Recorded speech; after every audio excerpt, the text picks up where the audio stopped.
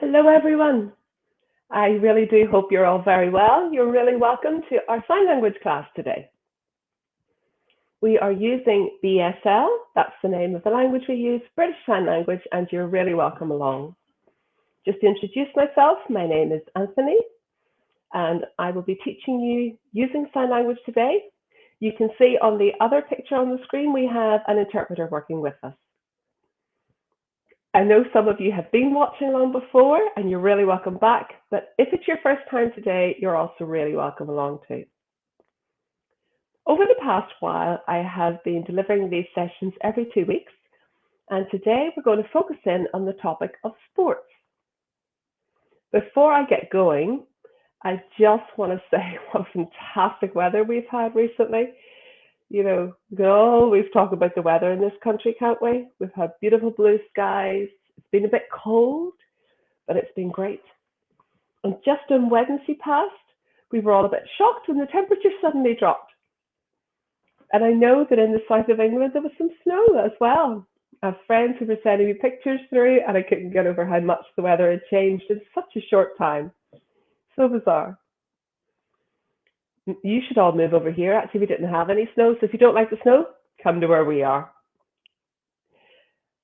So the plan for today is that I'm going to be covering some initial vocabulary with you to do with the topic of sports. And then we'll go through some of the vocabulary around the benefits of being sporty and being involved in sports. And then we'll have a wee test. Nothing too onerous. We just want you to check that you've remembered what you've learned. It will be very fun and interactive. And also, I'm going to be teaching you a little bit of information about the lives of deaf people so that you understand a little bit more about that, particularly in relation to the topic of sports. So I hope everybody is ready to get started. Please do make sure that if you want, that you grab pen and paper if you want to note anything down, and hopefully that will help you remember what we've covered today. Everybody ready to get started? Yeah? So just to remind you, if it's your first time coming along, I'm actually based in Belfast in Northern Ireland, and sign language is a language, so it has dialects. So all across the UK, even though everyone uses British Sign Language, you will get dialects, slightly different regional variations. And I will show you the ones that we use here in Northern Ireland and also the ones that are used in different areas across England, Scotland and Wales, so that you get a broad range of those coming across too. So you will see some changes coming up. Everybody ready? The first thing we're going to look at is the sign for sport. So that's the sign we use in Northern Ireland, sport. You can sign along with me, sport.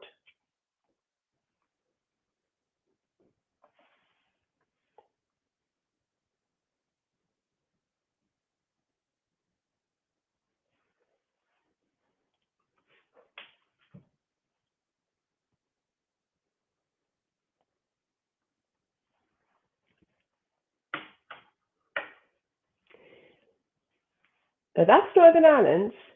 In England, Scotland and Wales, I typically see sport signs this way, so just watch carefully. Sport.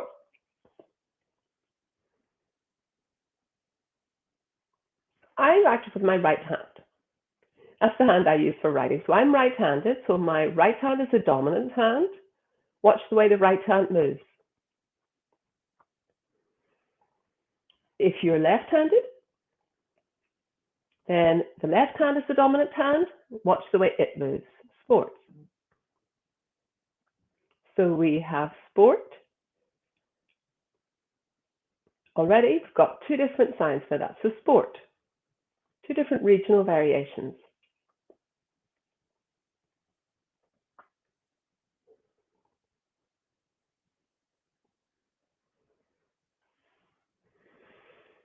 Now the next one is my favorite sport. Anybody who knows me will know what that is. It's tennis. I love playing tennis. Tennis.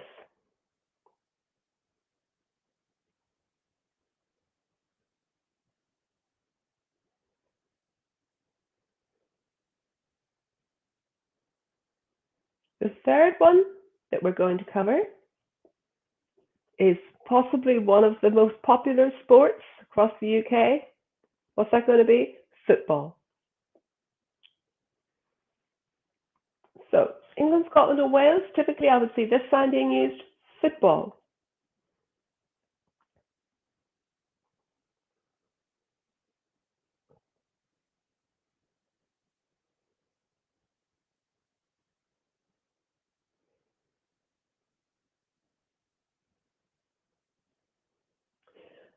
Actually, here in Northern Ireland, we use a slightly different sign for football.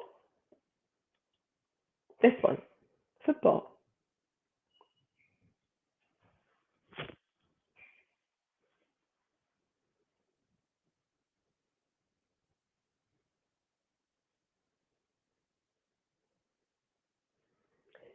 And our fourth piece of vocabulary for today is swimming.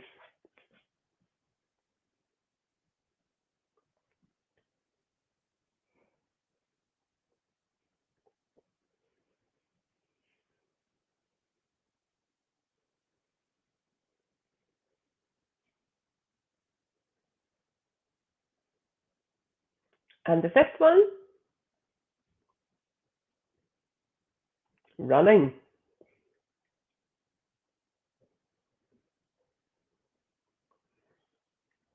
It's a very straightforward. I'm sure you can all realize that it looks like a gesture, doesn't it? But that's the sign for running. Very straightforward sign. Running.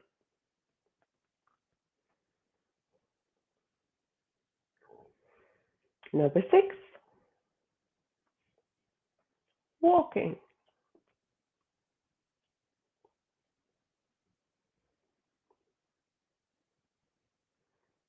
I know we're talking about sport, but I think it's a healthy exercise, so I wanted to include walking.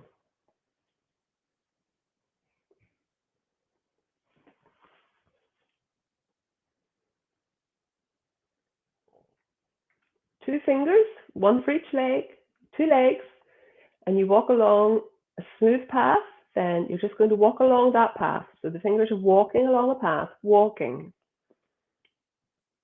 You see the activity there? Walking.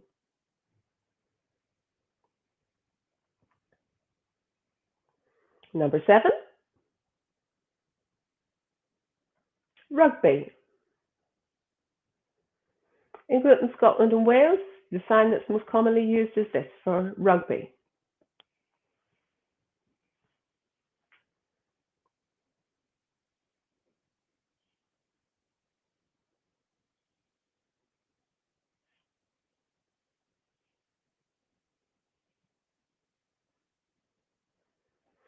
In Northern Ireland, the sign that we use for rugby is this one, rugby.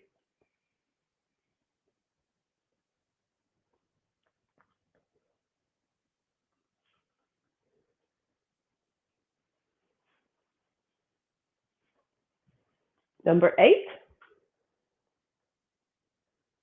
badminton.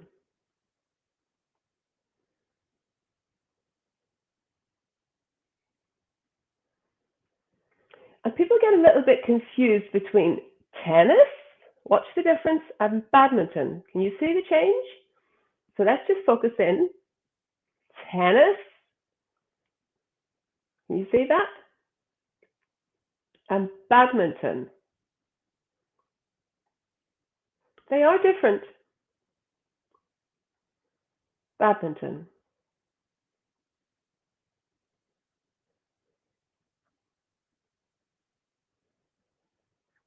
Number 9,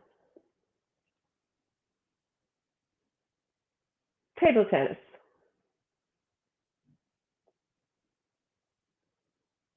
So table tennis, so we've got a ball. You see there's the hand shape of a ball, and there's the bat hitting the ball. Table tennis.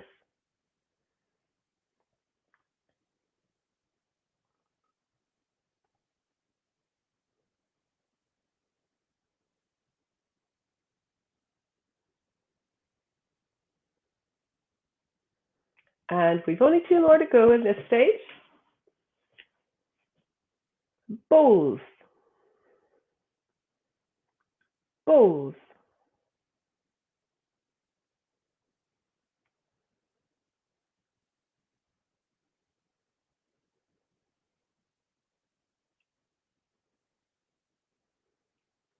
And the final one for now is hockey. Hockey. Can you see that? Hockey. Just checking you can see. The way you hold the stick.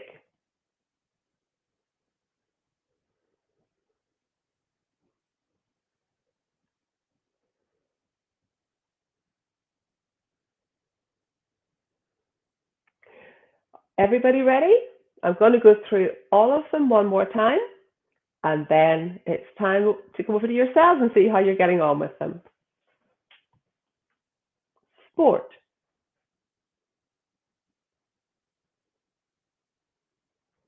England, Scotland and Wales, I'll do first, and then I'll do the Northern Ireland variation as well. That might make it easier for everyone. So this is what's used across most of England, Scotland and Wales. Sport.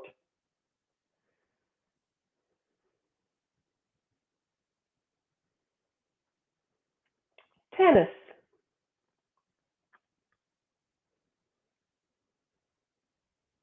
Football.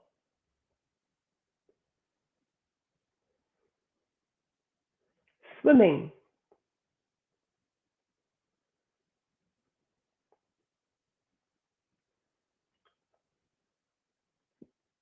Running.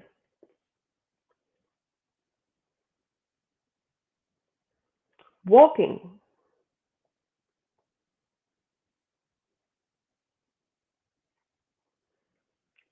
Walking. Rugby.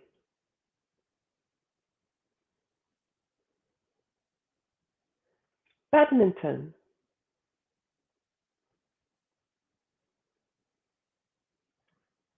Table tennis.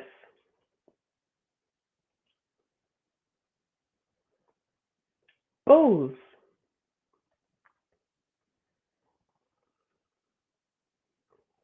Hockey.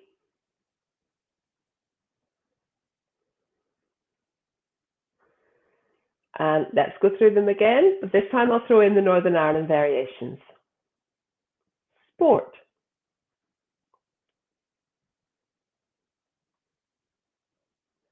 Tennis.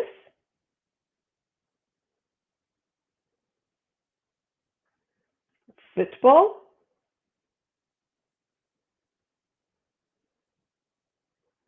Swimming.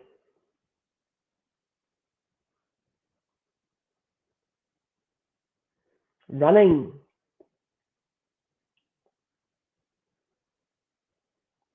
Walking.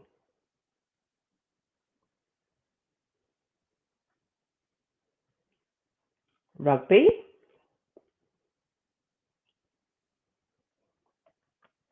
Badminton.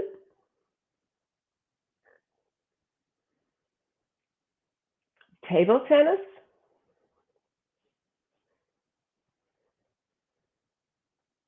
Bowls.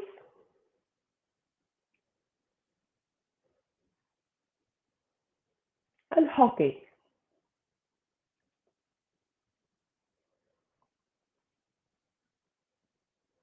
I have a question in asking me for, Anthea is asking me what about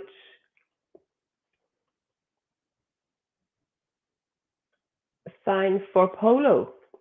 So the sign for polo, I would say, is probably, so the first sign is going to be riding and then hitting the ball. Does that make sense? Can everybody see that?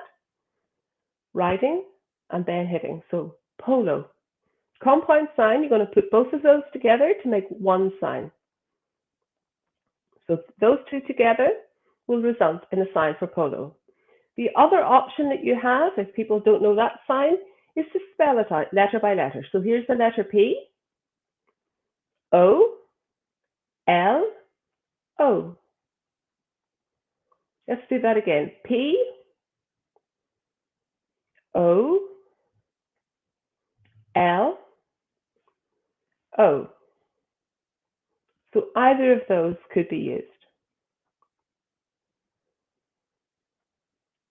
And Katie has asked what the sign is for lacrosse.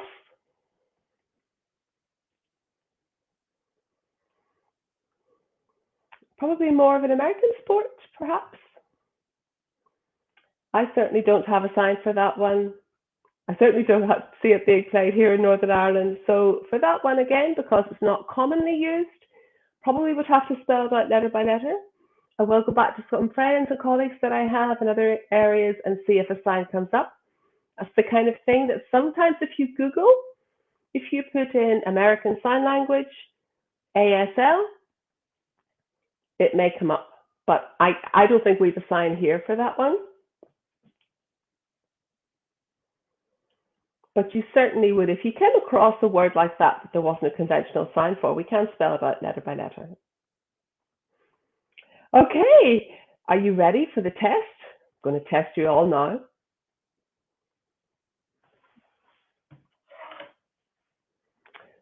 First of all, number 1.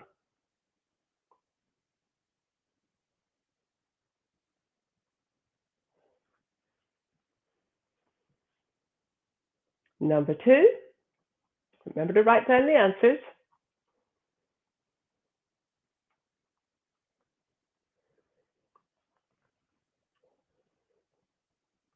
Number 3, bowls.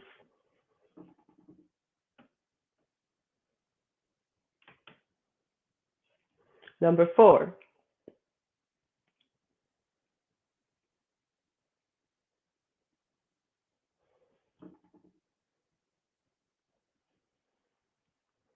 number 5,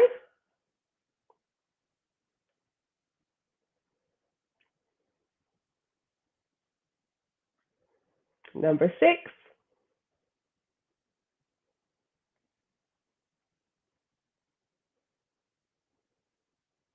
number 7,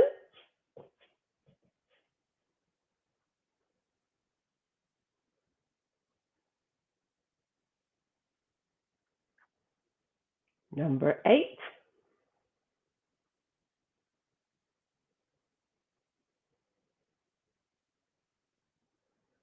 number 9,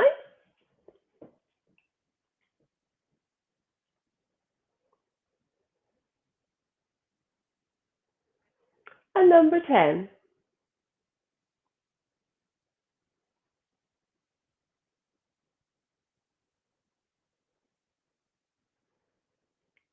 And we do have a number 11. You ready?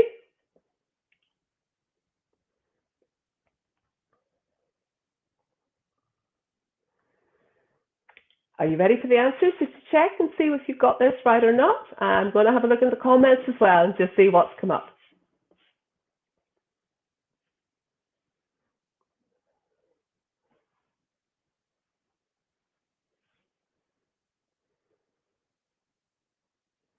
Number 1, yes, lots of you got that, running. Number 2, football.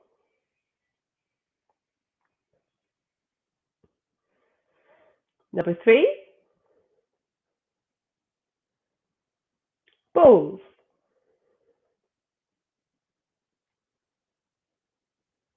Number 4, and I can see the comments coming in there, that's great. Sport.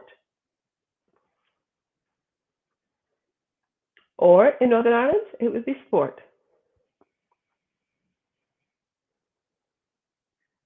Number 5, badminton.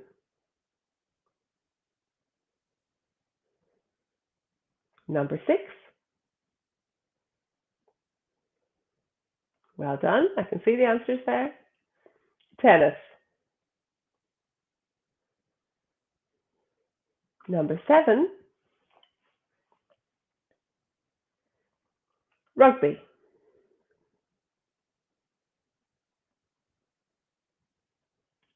Or in Northern Ireland, rugby.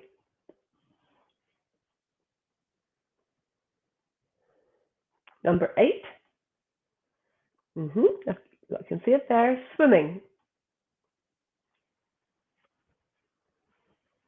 Number 9, hockey.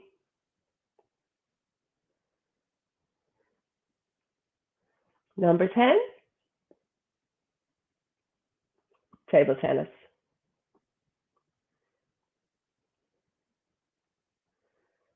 Number 11,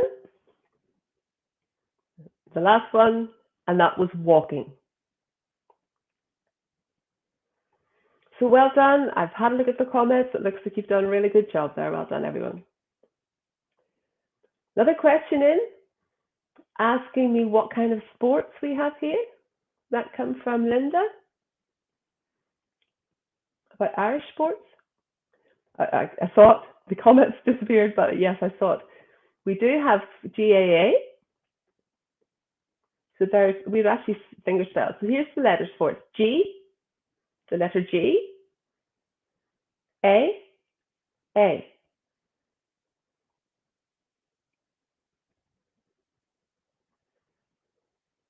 And most people talk about football and then Gaelic football. So you might get G, football, or sometimes people just football, just depending on background, what way they use that particular term.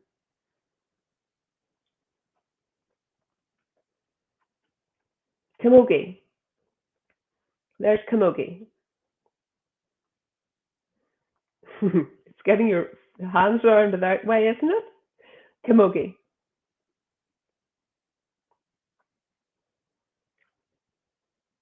Then there's hurling and camogie. So it's actually the same thing. The difference will be on the lip pattern on the mouth. Camogie or hurling. So watch that again. Hurling. Can you see that? And camogie. It's the lip patterns that change.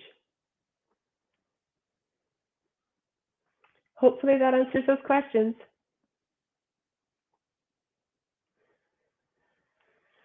So I really do hope you've enjoyed learning some of the vocabulary around sport. But we haven't quite finished. Plenty more to go. And lots more for you to learn. What I'd like to do now is to look at some of the vocabulary around the benefits of sports. Number 1, health. It's healthy. So sign that one, health or healthy.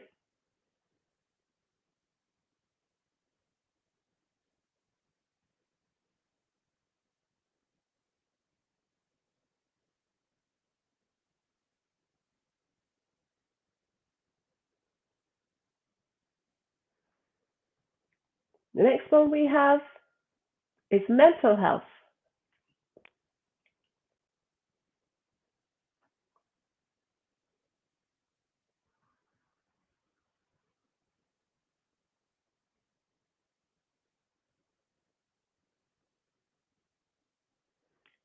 The third one that we've got today from this subsection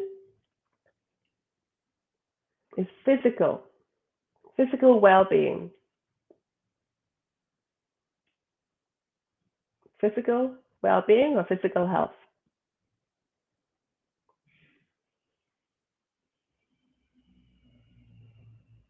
So let's go through those again. Health.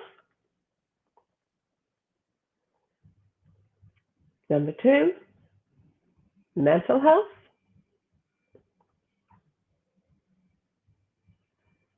And physical well-being. So that's 3 that we've got so far. The next one is going to be reduction, reducing,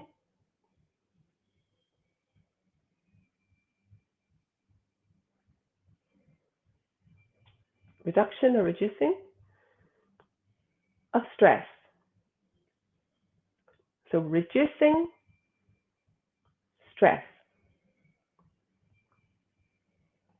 Stress. Let's try that again. Reducing stress. And again, this time, no sound coming through.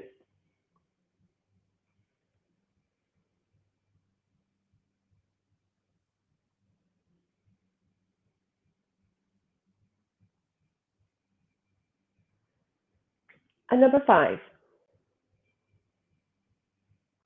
lungs, lungs. And then function, function.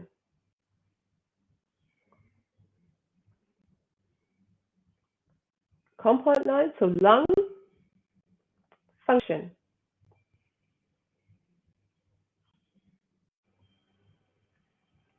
Pressure,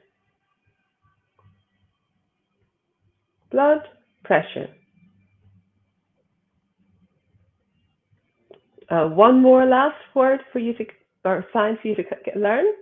Work,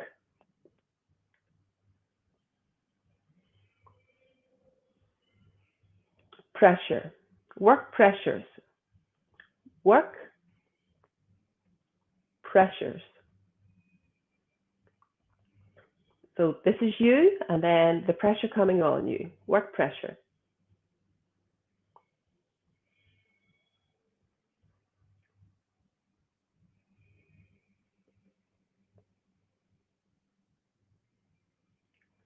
So let's go through all of those again.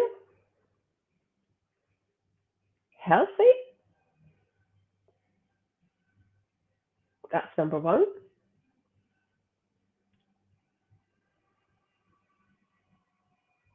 Number two, mental health.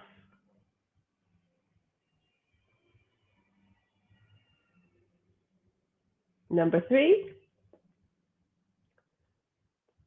physical well-being or physical health. Number four, reduces stress. Number five, lung function.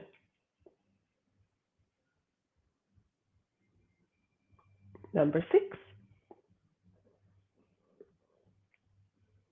blood pressure.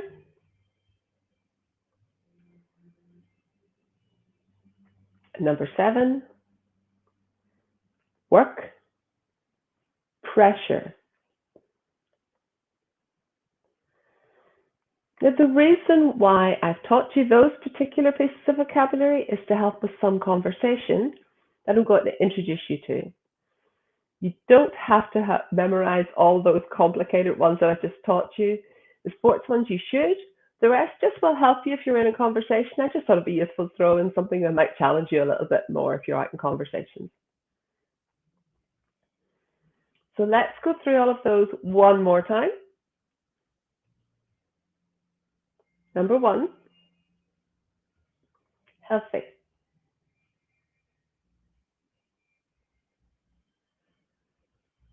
Number two,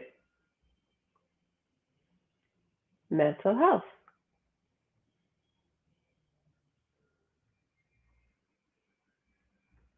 Number three,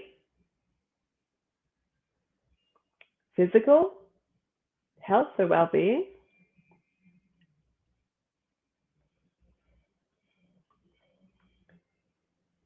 Number four,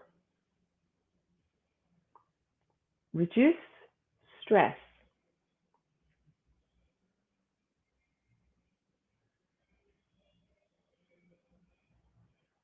Number five, lung function.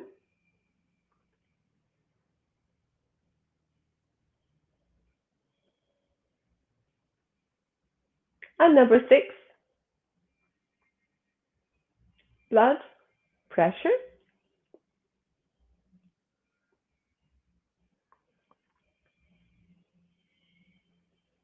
And number seven, work pressures.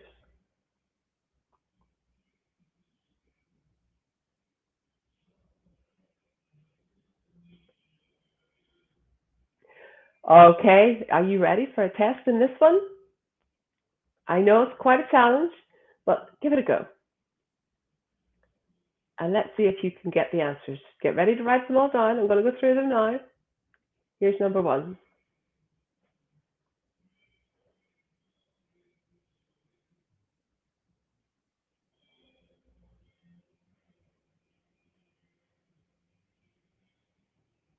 And number 2.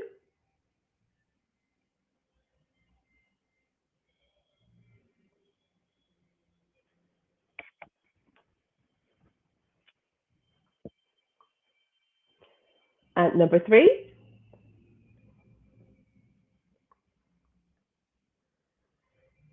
Number 4.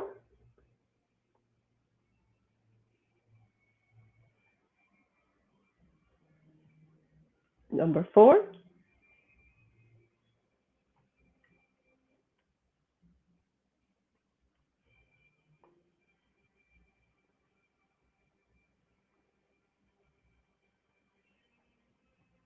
Number 5.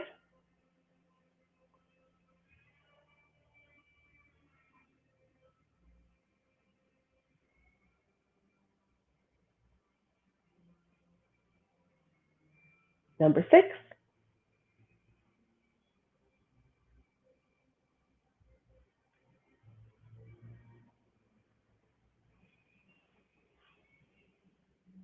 And number 7.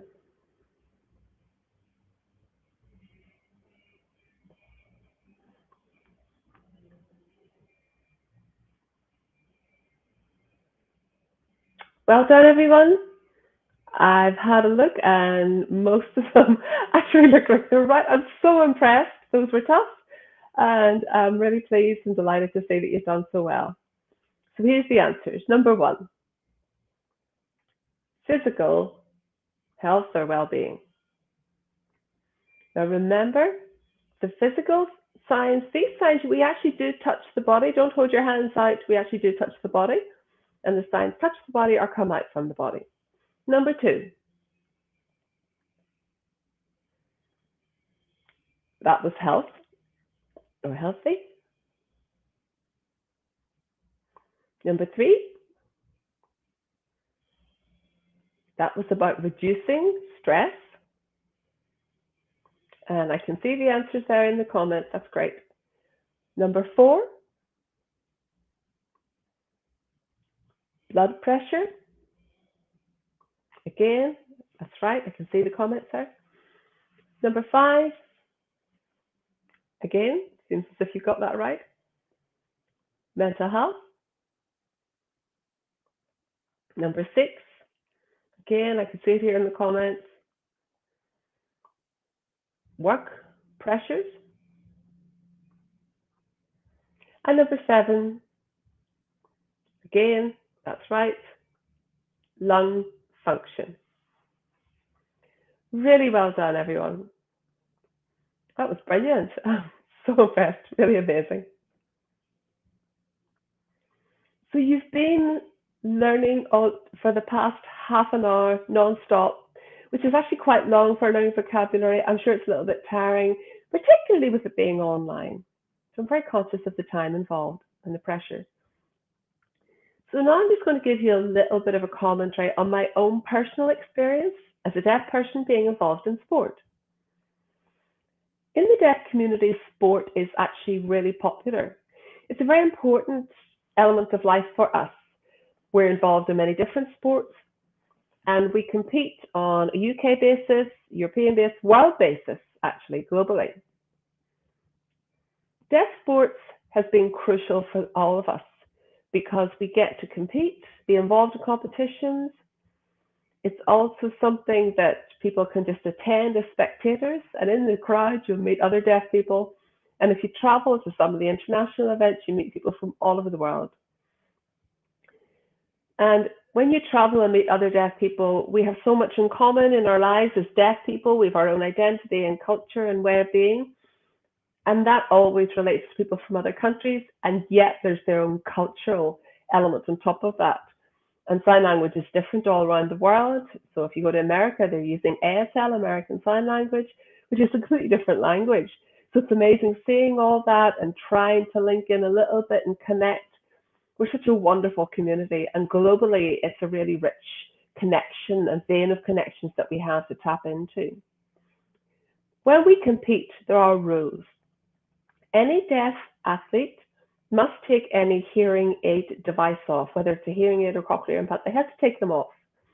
The reason for that is that people have different levels of hearing, And so the rule is you must take any device off so that everyone is on a fair playing field and has a similar type of hearing, essentially nothing. We're all deaf. That's one of the rules that we have as deaf athletes. And I do think that that's fair enough. It is difficult when you take it off. It can be quite disconcerting. Some people with hearing aids do hear quite well with a hearing aid on.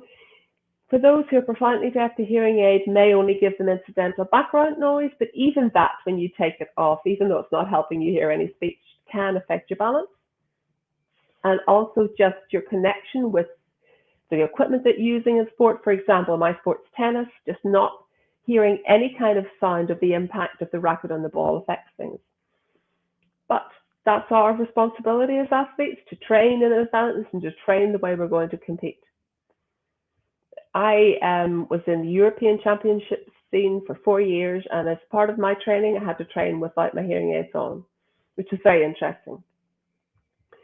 I think the most fascinating part for me is when you get to some of those championship matches, the finals, if there's a goal scored or if someone has a fantastic tennis stroke, we don't clap. The way that we clap in sign language is we wave like this. That's what you'll see a whole crowd doing, all waving. The reason is we're deaf, so we don't hear a clap, whereas waving is visual. So around deaf people, you'll see hands being waved a lot as applause. That's just part of the culture, of the identity that we have as deaf people. That's the way that we give applause, not by clapping, but by waving. If you go to a competitive event and there is a deaf person involved, you should go and have a look at it, and you'll see if there's ever a deaf sports event near you, culturally, you would learn a lot from just going to observe. My own personal experience of being involved in sport is that I was on the competitive scene as a tennis player. I was on the mainstream scene in Ireland. I enjoyed my tennis as a child. I grew up playing tennis. I was competitive at high levels. However, I then joined the deaf sports scene for the European, and there's a thing called Deaf Olympics, which is the Olympics for deaf people. As soon as I got into that scene, it changed everything inside me. It was incredible. Such an incredible experience for me to be part of a sporting scene where I felt like I was fully engaged.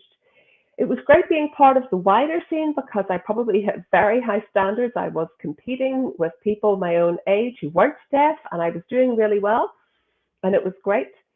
But I was a tennis player, and on the tennis court, I trained. I really enjoyed all of that. I enjoyed being competitive. I enjoyed the mainstream scene. But off the court, it was hard work because I was trying to lip read, trying to engage, trying to understand them. But when I went into a deaf sporting scenario, on and off court, I had immediate connection with everyone, and I could understand everybody, chat away to everybody. It was phenomenal. And I also had the chance to meet other deaf athletes from other countries who I'm still in touch with. I'm not playing competitively anymore. I haven't played competitively for about 10 years now. Life just moved on. I'm too busy with work and family. I don't have the time anymore. But obviously, I'm still in contact with a lot of my friends from those days. Facebook, Messenger, texting, other deaf athletes that I worked with. My wife, who is not deaf herself, when she's out and about with me, and we used to travel together in the early days, or when we were away on holidays now, when we go anywhere, for example, some time ago, we traveled together to Australia, and I had lots of contacts in Australia who I'd met through playing sports. I was able to meet up with them, and my wife came with me, and we were able to stay over with people with really strong connections, and she couldn't believe how much those connections have continued over the years. As deaf people, that's a really special part of our identity, that we connect with our community so well. And when people travel to Northern Ireland, I always want them to come and stay with us. Such strong bonds have built up over the years. So it's a fantastic experience. It was wonderful for me. I value so much my competitive experiences in sport. And those of my generation are working hard now to try and create opportunities for younger deaf people coming through so that those opportunities continue on into the future. And I really do hope that deaf sports will thrive. And actually, my main key is that it will properly get proper recognition. We know that the Paralympics is something now that gets mainstream media involved. For Deaf Olympics, that's not happening yet. still not recognised the way it should be, but really hope that that does happen in the future. Okay. Thanks, Katie, for the words of congratulations. Yeah. Dawn, you're asking what the sign is for semi-final and final and world championships. I'll absolutely go through those for you if you'd like. Quarterfinals. Can you see that? 4 fingers. Quarterfinals. Quarterfinals. Semifinals. Semifinals. And here's final.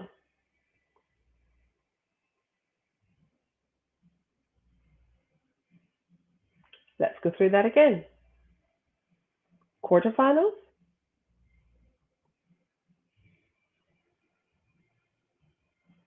Semifinals.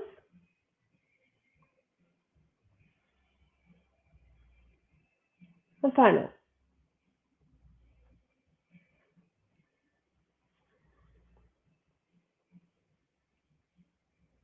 World.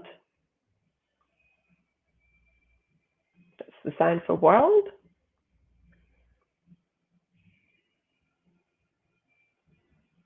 Championship. Championship.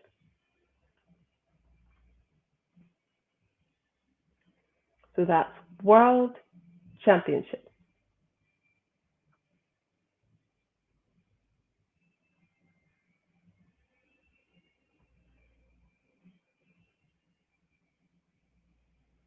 Olympics.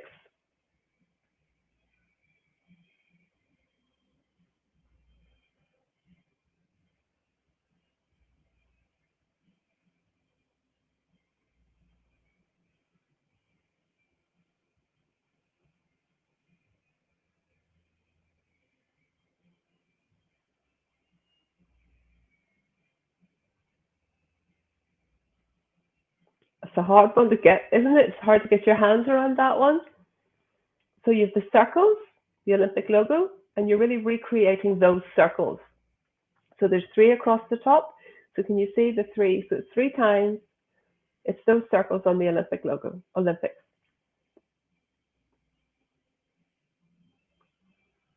No, it's not an easy one to get your hands around. Olympics.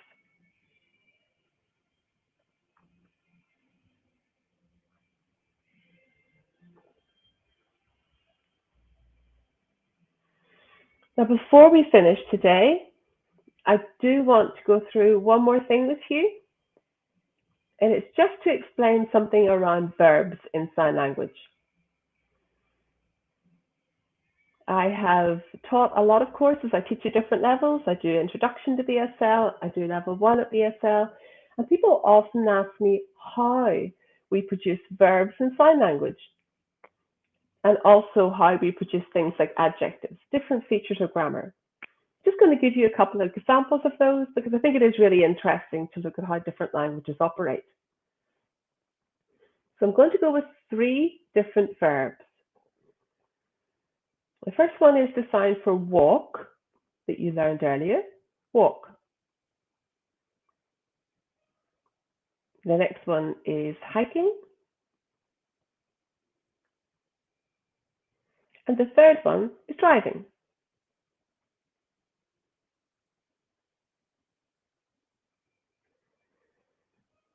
Oh, let me change my mind. As the second one, let's do jumping instead. Sorry, I've just gone a bit complicated there. So the first one, to be clear, is going to be walking. The second one is jumping. And the third one is driving.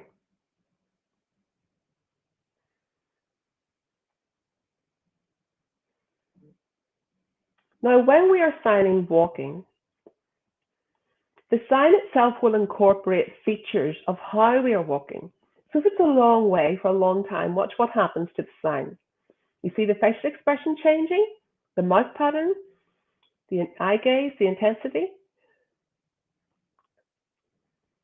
If it's just a nice gentle walk, lots of time, not rushing anything, watch what happens.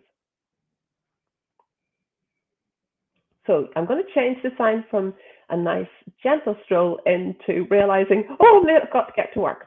Watch how the verb changes through that.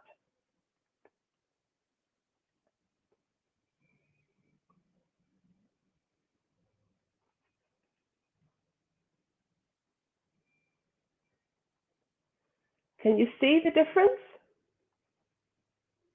Observe all those changes again.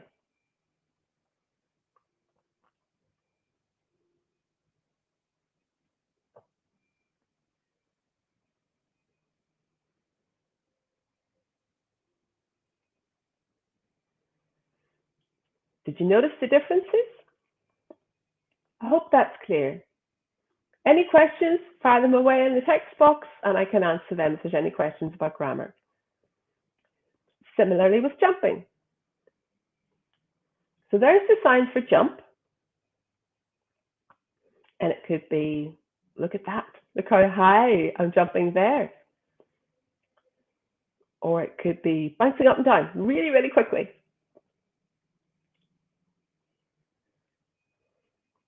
So again, let's put this in context. Just having a little jump. And then bouncing up really high into the air. And then bouncing really fast. The third verb we're covering today is driving.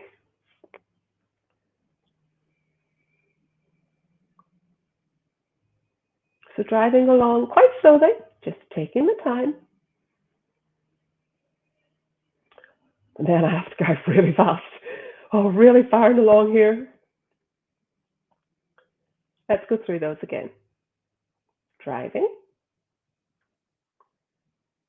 Out for a nice little drive. Just driving along. No pressure. Really putting the pedal down, going so fast now.